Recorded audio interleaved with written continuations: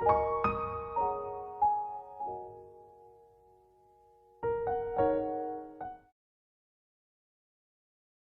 summer learning loss is a term that they use to describe the regressions that kids in low-income neighborhoods face relative to their affluent peers.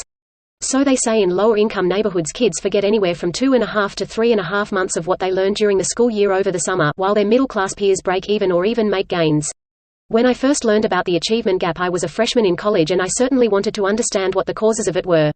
And as I started to do my research, I realized that there were 1,000 different reasons why the achievement gap existed, everything from a lack of positive role models to poor health conditions in so many of these inner-city and low-income neighborhoods. And then I found this startling statistic that said that 2/3 of the achievement gap could be directly attributed to unequal summer learning opportunities, or the summer learning loss. In low-income neighborhoods, kids forget anywhere from 2.5 to 3.5 months of what they learn over the summer from the school year, and so when they return to school they are now 2.5 to 3.5 months behind their affluent or their middle-class peers. Just to put that in perspective for you all, the school year from September to June is only 10 months long. If a kid forgets 2.5 to 3.5 months of what they learned, that's almost 25 to 35% of their learning. Teachers have then reported that they spend anywhere from 1.5 to 2 months reteaching old material. So if you add that additional 20%, you're talking about 50% of a kid's learning. So we sit here and we ask ourselves, why does an 8th grader only have a 4th grade reading level? And the truth of the matter is that theoretically speaking they've only been in school for half the time.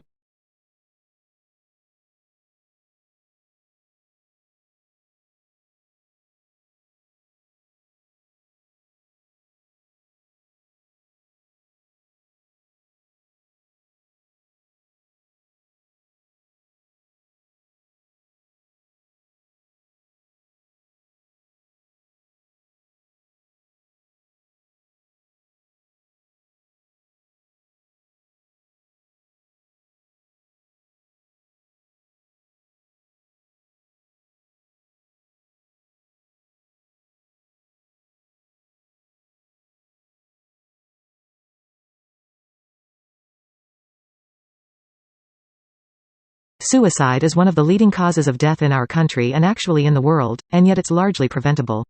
It has been trending up in terms of our national rate of suicide over the last decade or so. It had trended down prior to that. So we're at a place now where we really want to make a difference. We want to use the methods that we know can work to lower the suicide rate and allow those who are struggling to get the help that they need. Mental health problems play a significant role for suicide risk. In fact, if you had to pick out one of the many risk factors that tend to come together to create suicide, mental health problems could be called actually a necessary but not significant factor in place. In greater than 90% of cases of suicide, as shown in the research, there is a diagnosable mental health condition at play, whether or not it was diagnosed or treated. Now, many other factors then lay on top of that to rise up to create an imminent risk for that sense of desperation, hopelessness, but then also the thought and the planning and the ability to act on those suicidal impulses.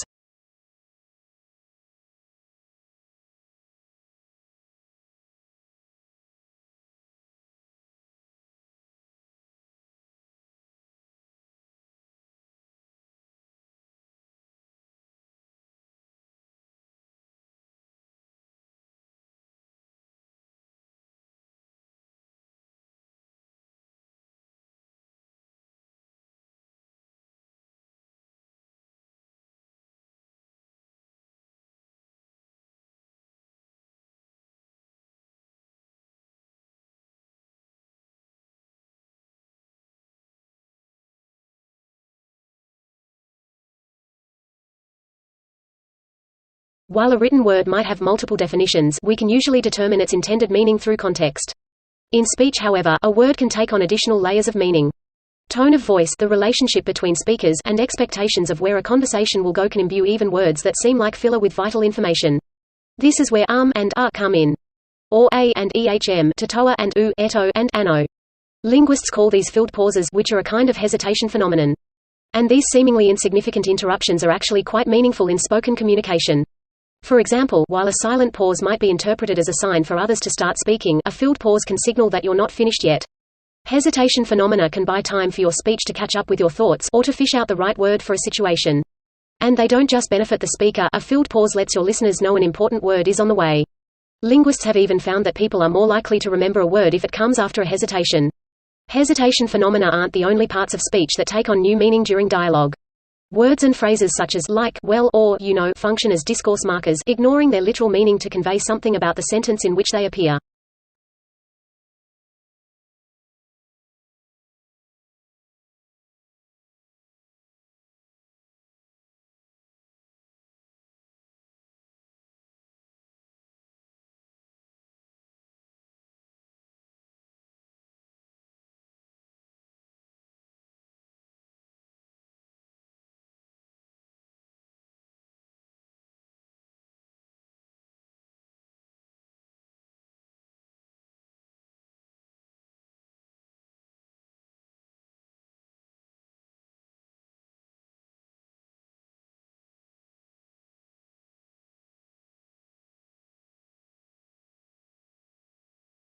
Take a look outside a window. What is the season where you are? How do you know? Most likely, you looked at a tree or plant and noticed details about its leaves and assessed the qualities of sunlight streaming outside. Observing the timing of biological events in relation to changes in season and climate is called phenology.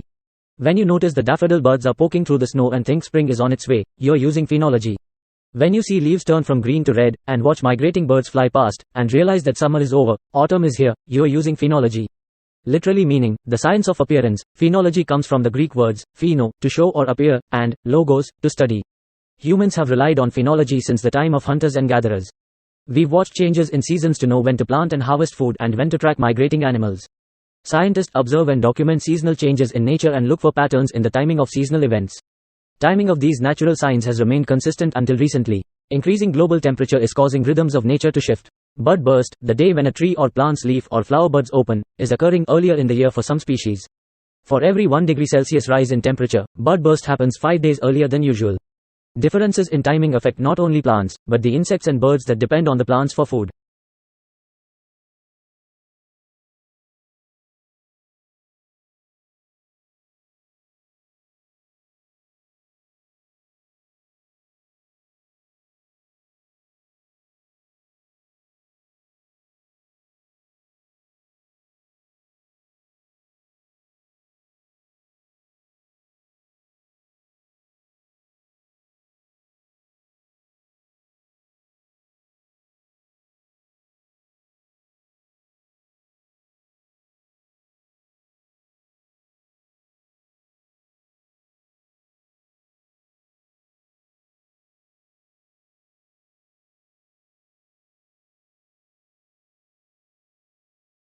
In the panorama of skills vital for success, emotional intelligence shines prominently. It's the ability to be aware of, control, and express our emotions judiciously and empathetically that marks our path, not just through academia, but through life. Emotional intelligence is crucial in developing robust relationships, both personal and professional. It equips us with the sensitivity to navigate social complexities, leading to more fruitful collaborations and deeper connections. Studies in organizational behavior find that teams with high emotional intelligence have increased effectiveness, higher job satisfaction, and better outcomes. Beyond interaction, emotional intelligence is integral to self-awareness. It allows us to reflect, understand our strengths and weaknesses, and pursue personal growth. This introspective aspect is not only a cornerstone for mental well-being but also a catalyst for academic and career success. As we march towards our future, let's invest in our emotional intelligence. It is this investment that will yield dividends in all facets of our lives, forging paths to leadership and fulfillment.